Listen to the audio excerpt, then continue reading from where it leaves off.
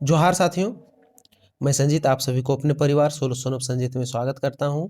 तो आज का टॉपिक जो है वो हमारा ढोकलो सोहर शासन व्यवस्था है, ठीक ना। हम जो शासन व्यवस्था झारखंड में है उसी को भी शुरुआत की है। इसके पहले हमने 2-3 टॉपिक जो क्लियर कर दिया है। तो आज का टॉपिक है हमारा ढोकलो सोहर शासन व्यवस्था, ठीक ना। आज हम इसी टॉपिक के बारे में चर्चा करेंगे और इस टॉपिक में लगभग जो है 33 क्वेश्चन है, ठीक ना। तो उन सभी के बारे में हम जो चर्चा करेंगे। तो आप सभी लोग जल्दी से जुड़ जाइएगा और उम्मीद करता हूँ कि आप सभी लोग जो है कि जुड़ भी गए होंगे। तो चलिए शुरू करते हैं, जो बिना किसी देरी किए सबसे पहले सवाल पर आते हैं, ठीक ना। तो ढोकलो सहार सॉरी जो मतलब ढोकलो सोहर शासन व्यवस्था जो है ये आप लोग जो खड़िया जनजाति से संबंधित है, ठीक ना। तो ये आप लोग को जो ध्यान में रखना है। और जो ढोकलो सोहर जो है ये पारंपरिक शासन व्यवस्था है, ठीक ना। ये जो खड़िया जनजाति का, तो ये आप लोग को ध्यान में रखना है। तो चलिए सबसे पहले नंबर सवाल पर चलते हैं। तो सबसे पहला सवाल क्या है कि ढोकलो सोहर शासन व्यवस्था का संबंध किस जनजाति समुदाय से है, ठीक ना। तो अभी हमने बताया खड़िया से जो है तो राइट आंसर हमारा ऑप्शन नंबर ये हो जाएगा, नहीं खड़िया, माल पहाड़िया और कवर करमाली नहीं होगा, ठीक ना। चलिए अगले सवाल पर चलते हैं। अगला सवाल है हमारा खड़िया जनजाति की शासन व्यवस्था इनमें से किस अन्य जनजाति से जो है मिलती जुलती है। तो अन्य जनजाति से जो मिलती जुलती है वो जो है मुंडा समाज से मिलती जुलती है, ठीक ना। तो राइट आंसर हमारा क्या हो जाएगा, मुंडा। चलिए अगले सवाल पर चलते हैं। अगला सवाल हमारा क्या है कि ढोकलो का शाब्दिक अर्थ क्या होता है। तो जो ढोकलो का जो मतलब शाब्दिक जो अर्थ होता है वो हमारा पंचायत, अध्यक्ष, गांव या फिर बैठक। तो जो राइट आंसर है वो हमारा क्या हो जाएगा, ढोकलो का मतलब जो है बैठक हो जाता है, ठीक ना। और इसके बाद जो है आप लोग सोहर सुने होंगे, तो सोहर का भी अर्थ होता है अध्यक्ष होता है, ठीक ना। तो ये फैक्ट भी आप लोग को याद रखना है। तो राइट आंसर क्या हो गया, बैठक हो गया। आगे सवाल है कि सोहर का शाब्दिक अर्थ जो होता है वो क्या होता है, पंचायत होता है, अध्यक्ष होता है, गांव होता है या फिर बैठक होता है। तो राइट आंसर हमारा अध्यक्ष हो जाएगा, ठीक ना। अभी इसके बारे में हम चर्चा किए। चलिए अगले सवाल पर चलते हैं। तो ये सवाल क्या है कि खड़िया जनजाति मुख्यतः कितने प्रकार की होती है, एक प्रकार, दो प्रकार, तीन प्रकार या सॉरी चार या फिर जो है तीन प्रकार। तो जो राइट आंसर है वो हमारा तीन प्रकार हो जाएगा, ठीक ना। और तीन प्रकार कौन कौन होता है, एक होता है हमारा दूध खड़िया, ठीक ना, दूध खड़िया। और दूसरा जो होता है वो हमारा ढेल की खड़िया हो गया, ठीक ना, ढेल की खड़िया। और जो तीसरा होता है उसको हम लोग सबर खड़िया कहते हैं, ठीक ना, सबर खड़िया। और सबर खड़िया को आप लोग जो है पहाड़ी खड़िया मतलब कहीं कहीं ऑब्लिक में यहाँ पर जो पहाड़ी भी कर लीजिएगा, यानी पहाड़ी। तो सबसे पहले हो गया दूध खड़िया, उसके बाद जो है ढेलकी खड़िया और उसके बाद जो है सबर या तो फिर जो है पहाड़ी खड़िया, ठीक ना। तो ये आप लोग को याद रखना है, आगे सवाल में भी आएगा। चलिए अगले सवाल पर चलते हैं।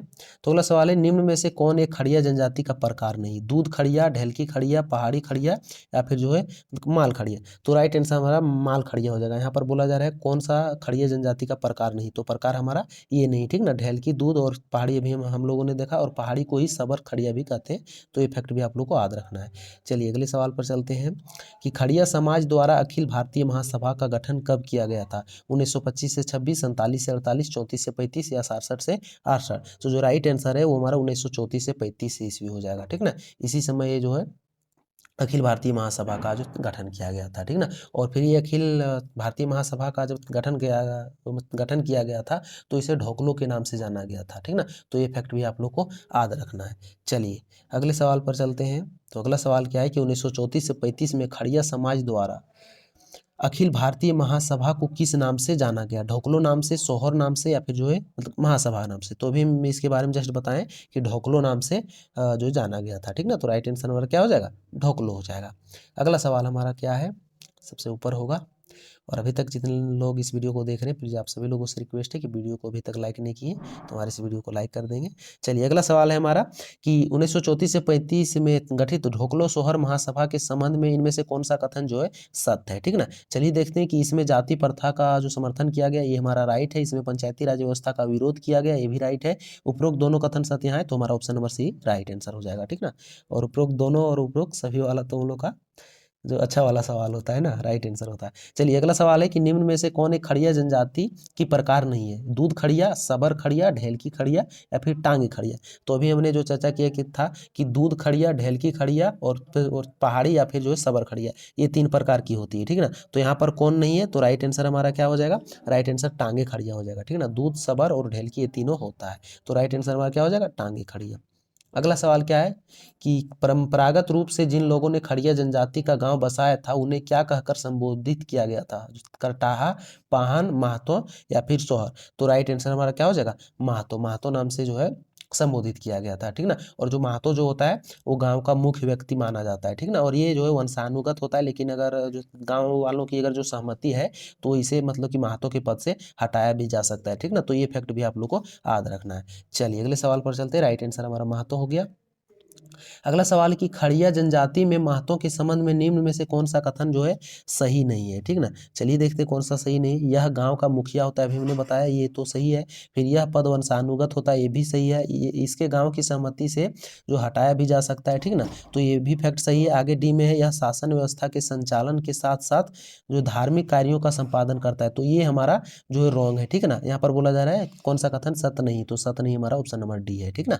चलिए अगले सवाल पर चलते हैं कि पहाड़ी खड़िया गांव का प्रधान निम्न में से कौन होता है? महतो, डंडिया, ढोकला या फिर करटाहा। तो राइट आंसर हमारा क्या हो जाएगा? राइट आंसर जो है डंडिया हो जाएगा, ठीक ना। यानी ऑप्शन नंबर बी हमारा राइट आंसर हो जाएगा। चलिए अब अगले सवाल पर चलते हैं। तो अगला सवाल हमारा क्या है कि पहाड़ी खड़िया गांव का धार्मिक प्रधान निम्न में से कौन होता है? महतो होता है, डंडिया होता है, दिहुरी होता है या फिर करटाहा होता है। तो राइट आंसर हमारा दिहुरी हो जाएगा, ठीक ना। जो धार्मिक प्रधान को दिहुरी कहा जाता है और फिर गांव के प्रधान को डंडिया कहा जाता है, ठीक ना। तो राइट आंसर हमारा दिहुरी हो गया। अगला सवाल हमारा नेक्स्ट पेज पर है कि खड़िया शासन व्यवस्था में करटाहा के संबंध में कौन सा कथन सही नहीं है, ठीक ना। तो चलिए देखते हैं कौन सा कथन सही नहीं है कि यह शासन जो संचालन में प्रमुख भूमिका जो निभाता है, तो ये हमारा कथन सही है। यह पद गांव में किसी ईमानदार एवं न्यायप्रिय व्यक्ति को दिया जाता है, ठीक ना। उसके बाद महतो द्वारा इस पद हेतु किसी उपायुक्त व्यक्ति का जो चयन किया जाता है, तो ये रॉन्ग हो जाएगा। जो बी तो हमारा सही है। फिर इस पद पर नियुक्त होने वाले व्यक्ति का चयन जो है वो 20 से 25 गांवों के पंचायत द्वारा मिलकर किया जाता है। यानी ये बी और डी जो है ये हमारे तीनों कथन सत्य है, लेकिन बोला जा रहा है सत्य नहीं, तो सत्य नहीं हमारा ऑप्शन नंबर सी हो जाएगा, क्योंकि महतों के द्वारा ये उपयुक्त पद का जो है चयन नहीं किया जा सकता है, ठीक ना। ये जो चयन होता है वो 20 से 25 गांवों के पंचायत के द्वारा मिलकर किया जाता है, ठीक ना। तो राइट आंसर हमारा क्या हो जाएगा? ऑप्शन नंबर सी हो जाएगा, जो कि मतलब ये कथन सत्य नहीं है, ठीक ना। अगला सवाल है हमारा कि करटाहा को कितना वेतन प्रदान किया जाता है? महतो की इच्छा अनुसार गांव वालों की सहमति से वेतन नहीं दिया जाता है, इनमें से कोई नहीं। तो राइट आंसर हमारा वेतन नहीं दिया जाता है हो जाएगा, ठीक ना, क्योंकि करटाहा को वेतन नहीं दिया जाता है। चलिए अगले सवाल पर चलते हैं कि प्रत्येक गांव से संबंधित घटनाओं और समस्याओं के सोहर को कौन अवगत जो कराता है? महतो, पाहन, देवान या फिर करटाहा। तो राइट आंसर हमारा करटाहा हो जाएगा, ठीक ना। इन्हीं के द्वारा जो है अवगत कराया जाता है, ठीक ना। तो राइट आंसर हमारा करटाहा हो गया। अगला सवाल पर चलते हैं। अगला सवाल है कि गांव के विभिन्न विवादों तथा फैसलों से राजा को कौन अवगत कराता है? महतो, पाहन, देवान या फिर करटाहा। तो राइट आंसर ये भी हमारा करटाहा हो जाएगा, ठीक ना। इन्हीं के द्वारा जो है राजा को जो अवगत कराया जाता है विवाद तथा जो फैसलों से, वो करटाहा के द्वारा ही कराया जाता है, ठीक ना। तो ये फैक्ट भी आप लोग को याद रखना है। चलिए और फिर नियमों की जब मतलब कि जो गलत इस्तेमाल करता है करटाहा के द्वारा, तो इसे इस पद से हटाया भी जा सकता है, ठीक ना। तो ये फैक्ट भी आप लोग को याद रखना है। अगला सवाल है गांव के जिन परिवारों को अशुद्ध घोषित किया गया है उनके शुद्धिकरण का कार्य कौन करता है? करटाहा के द्वारा, पाहन के द्वारा, कालो के द्वारा या फिर जो है पनभरा के द्वारा। तो राइट आंसर हमारा करटाहा हो जाएगा। इन्हीं के द्वारा शुद्धिकरण का जो है कार्य किया जाता है। और वो जो शुद्धिकरण का कार्य करता है उसको हम लोग जो कौन से नाम से जानते हैं? तो भात भितार के नाम से जानते हैं, ठीक ना। भात और फिर भितार के नाम से जानते हैं। ये फैक्ट भी आप लोग को याद रखना है। चलिए अगले सवाल पर चलते हैं। हालांकि इस सवाल का राइट आंसर हमारा करटाहा हो गया था। अगला सवाल है ढोकलो सोहर शासन व्यवस्था किसी परिवार के शुद्धिकरण की प्रक्रिया किस नाम से जाना जाता है? खड़िया घाट, भात भितार, बिटलाहा या फिर हवा हवाई। तो राइट आंसर हमारा भात भितार हो जाएगा। अभी इसके बारे में चर्चा किया था। अगला सवाल हमारा कहाँ है?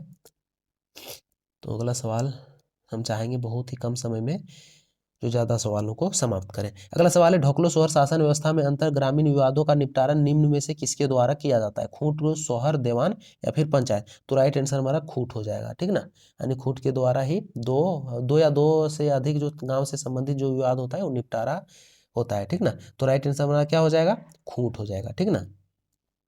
अगला सवाल है ढोकलो सोहर शासन व्यवस्था में खूंट का अध्यक्ष जो कहलाता है वो क्या कहलाता है? खड़िया घाट, खूंट दीवान, खूंट पान या फिर खूंट कट्टीदार। तो जो राइट आंसर है हमारा खड़िया घाट हो जाएगा, ठीक ना। उनको जो खड़िया घाट कहा जाता है। चलिए अगले सवाल पर चलते हैं। अगला सवाल हमारा क्या है कि ढोकलो सोहर शासन व्यवस्था में खूंट के अध्यक्ष खड़िया घाट का चयन कैसे किया जाता है। जो खड़िया घाट का जो चयन किया जाता है वो जो है कैसे किया जाता है, किसी करटाहा को आपस में चुना जाता है, ठीक ना, या सोहरों द्वारा किसी भी व्यक्ति को मनोनीत किया जाता है। राइट आंसर हालांकि हमारा ऑप्शन नंबर ए में ही मिल जा रहा है, क्योंकि करटाहा को आपस में ही चुना जाता है, ठीक ना। तो अगले ऑप्शन हमको देखने की कोई जरूरत नहीं, ठीक ना। अगला सवाल है कि ढोकलो के संबंध में निम्न में से कौन सा कथन असत्य है, ठीक ना। चलिए देखते हैं कौन सा कथन समझ। संपूर्ण खड़िया समाज की बैठक को ढोकलो के नाम से जाना जाता है, तो ये हमारा राइट हो गया, ये कथन सत्य है। फिर खड़िया जनजाति द्वारा वार्षिक रूप से ढोकलो का आयोजन किया जाता है, ये भी तो कथन सत्य है, ठीक ना। उसके बाद यह प्रत्येक 3 वर्ष में, तो जो ढोकलो का जो ढोकलो सोहर का चुनाव होता है वो तो 3 वर्ष में होता ही है। ये तीनों कथन हमारा सत्य हो गया। बाकी डी में देखते हैं, डी में क्या है कि उपरोक्त सभी कथन सत्य है, लेकिन यहाँ पर बोला जा रहा है कौन सा कथन असत्य है। तो असत्य तो नहीं है भाई, यहाँ पर जो सभी कथन सत्य है, तो हमारा ये सवाल। अच्छा, आप लोग यहाँ पर ऐसा कीजिएगा, यहाँ पर अ को मिटा दीजिएगा, ठीक ना। अब यहाँ पर सवाल में हो गया कि ढोकलो के संबंध में निम्न में से कौन सा कथन सत्य है, ठीक ना। तो सत्य हमारा ए बी सी जो तीनों है, तो यानी ऑप्शन नंबर डी हमारा उपरोक्त सभी कथन सत्य हो जाएगा, ठीक है ना।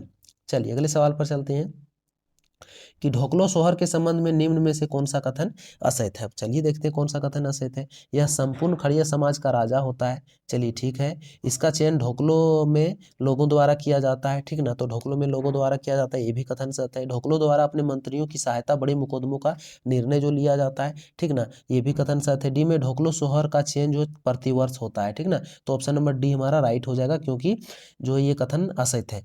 ये जो ढोकलो सोहर का चेंज जो होता है वो प्रत्येक 3 वर्ष में होता है, ठीक ना। तो ये फैक्ट भी आप लोग को याद रखना है, लेकिन यहाँ पर बोला जा रहा है प्रतिवर्ष, तो प्रतिवर्ष नहीं होगा, ये हमारा जो मतलब राइट आंसर हो जाएगा, क्योंकि ये कथन असत्य है, ठीक ना। अगला सवाल है हमारा कि ढोकलो सोहर या मंत्री ढोकलो सोहर का मंत्री या सचिव निम्न में से कौन होता है। तिंजोकड़, लिखाकड़, कालो या फिर देवान। तो राइट आंसर हमारा लिखाकड़ हो जाएगा, ठीक ना। लिखाकड़ ही जो होता है वो राजनीतिक व प्रशासनिक कार्यों में सहयोग प्रदान करता है, और ये राजा का सचिव या मंत्री होता है, ठीक ना। तो ऑप्शन नंबर बी हमारा जो है करेक्ट आंसर हो जाएगा। अगला सवाल है ढोकलो सोहर शासन व्यवस्था में लिखाकड़ का कार्य जो होता है, वो लिखाकड़ का कार्य क्या होता है। तो कार्य अभी हमने बोला कि राजनीतिक व प्रशासनिक कार्यों में जो है सहयोग प्रदान करते हैं, ठीक ना। तो चलिए देखते हैं, ऑप्शन नंबर ये में है कि राजस्व संबंधी मामलों पर नियंत्रण रखना, ये हमारा रॉन्ग हो जाएगा। अगला है कि राजा को सामाजिक, राजनीतिक तथा प्रशासनिक कार्यों में सहयोग देना, ये हमारा राइट आंसर हो जाएगा। अगले ऑप्शन को देखने की हमको कोई जरूरत नहीं है, ठीक ना। अगला सवाल है ढोकलो सोहर शासन व्यवस्था में निम्न में से कौन राजा का खजांची होता है। कालो, लिखाकर, देवान या फिर तीन जोकड़। तो जो राइट आंसर है वो हमारा तीन जोकड़ होगा, ठीक ना। खजांची आप लोग जानते होंगे, जैसे खजांची जो आय वो भी व्यय, जैसे आप लोग जो जो मतलब जो कोई जो बड़ा आदमी हो जाता है तो वो अपना जो असिस्टेंट रखता है कि हमने कितना खर्चा किया, कितना जो कमाया, वो सभी का हिसाब रखने के लिए, समझ रहे ना। तो वही समझ लीजिए जो पर्सनल असिस्टेंट, ठीक ना। तो वही ये होता है जो तीन जोकड़। चलिए अगले सवाल पर चलते हैं कि ढोकलो सोहर शासन व्यवस्था में निम्न में से कौन राजा का जो है सलाहकार होता है। कालो, लिखाकर, देवान या फिर जो है जो कि तीन जोकड़। तो राइट आंसर हमारा देवान हो जाएगा, ठीक ना। देवान जो है वो राजा का सलाहकार होता है। जैसे अभी आप लोग देखे होंगे जो बड़े बड़े व्यक्ति होते हैं, जैसे वो जो प्रधानमंत्री ले लीजिए, तो उनके जो सलाहकार होते हैं वो अच्छे अच्छे IAS IPS जो होते हैं वो सभी रहते हैं, ठीक ना, सलाहकार। चलिए अगले सवाल पर चलते हैं। ढोकलो सोहर शासन व्यवस्था में गाँव के धार्मिक प्रधान को क्या कहा जाता है। कालो या पाहन, लिखाकर, देवान या फिर तीन जोकड़। तीन जोकड़, देवान और लिखाकर नहीं होगा, देवान क्योंकि राजा का सहयोगी होता है, और लिखाकर देखा कि ये जो प्रशासनिक कार्यों तथा राजनीतिक कार्यों में ये जो सहयोग करता है, ठीक ना, राजा को। तो ये भी नहीं होगा। बाकी तीन जकौड़ के बारे में भी हमने, ये जो खजांची होता है आय और व्ययों का विवरण करता है, तो हमारा राइट आंसर क्या हो जाएगा, ऑप्शन नंबर ये कालो या पाहन हो जाएगा, ठीक ना। अगला सवाल हमारा कहाँ पर है। अगला सवाल है ढोकलो सोहर शासन व्यवस्था में पाहन का पद जो होता है वो वंशानुगत होता है या नियमित होता है या फिर गैर वंशानुगत।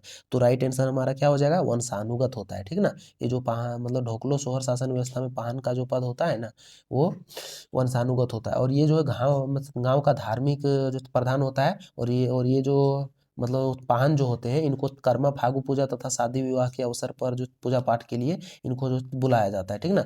लेकिन जो अब गाँव वालों की अगर जो सहमति हो गई तो इसे हटाया भी जा सकता है, ठीक ना। ये फैक्ट भी आप लोगों को याद रखना है, ठीक ना। चलिए अगले सवाल पर चलते हैं। और इनको जो जमीन दान में दिया जाता है उसको हम लोग कौन से नाम से जानते हैं, तो पहनई भूमि के नाम से जानते हैं, ठीक ना। अगला सवाल है हमारा कि ढोकलो सोहर शासन व्यवस्था में पाहन को दी जाने वाली भूमि को क्या कहा जाता है। भूतखेता, आदि भूमि, खूंट भूमि या फिर पहनई भूमि। तो राइट आंसर अभी हमने बताया पहनई भूमि हो जाएगा, यानी ऑप्शन नंबर सी हमारा जो करेक्ट आंसर हो जाएगा, ठीक ना। अगला सवाल है ढोकलो सोहर शासन व्यवस्था में यौन अपराधों का दोषी पाए जाने पर किस प्रकार की सजा दी जाती है, ठीक ना।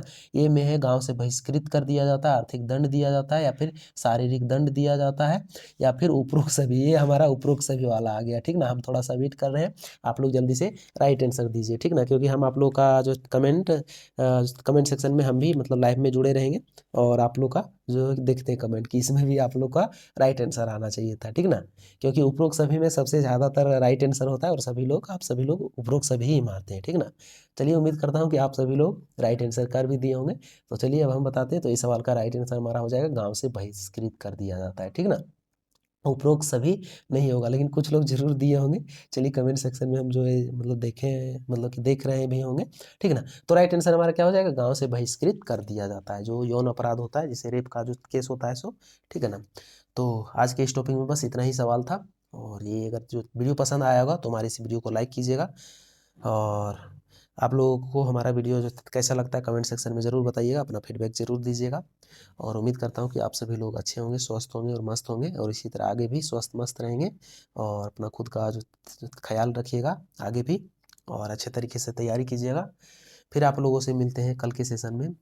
तब तक के लिए जय हिंद, वंदे मातरम।